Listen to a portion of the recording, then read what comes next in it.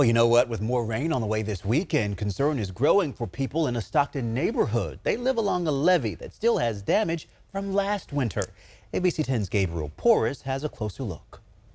The flowing water along the Calaveras River through Stockton looks calm from the top of the River Drive levee, but just below, there's some definite erosion damage that has occurred. When storm after storm slammed Northern California last winter, the south side of the levee where Patti Brennan lives took more than a hit. I'm already taking pictures to document. I documented in January because I was getting ready to evacuate with me and the dogs. Luckily, she never had to evacuate, but this video from the San Joaquin Sheriff's Office boating unit shows that months later, some of the damage remains, eroding Patti's trust that the levee will protect her and her neighbors' homes this winter. And now that we know that there's damage, it's not going to be any better.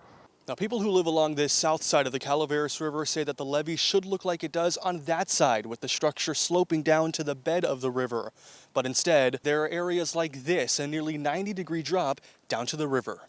That leftover winter damage catching the attention of county officials who met with community members this week. It is a huge priority. A lot of residents in my district are at stake of getting flooded. We're aware of those levees across the county, not just the ones that the county maintains, and in conversations and partnership with those reclamation districts to make sure they have everything they need. County officials say they are now assessing the extent of the damage, figuring out which agency is responsible for repairs, and looking for funding. Until those repairs are made, Patti says she'll keep asking questions and keep a careful eye on the river. We have had promises that steps are going to be taken. We want to know how it's going to be repaired, when it's going to be repaired. The rains are coming.